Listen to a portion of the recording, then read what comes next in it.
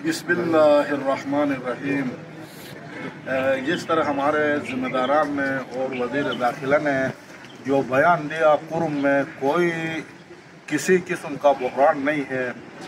हम पूरी कौम को और हमारे कायदीन को, पूरी मिल्लत को बताना चाहते हैं कि ये सरासर झूठ है, इंतहा अलमिया है, इंतहा हालात मखदूश है।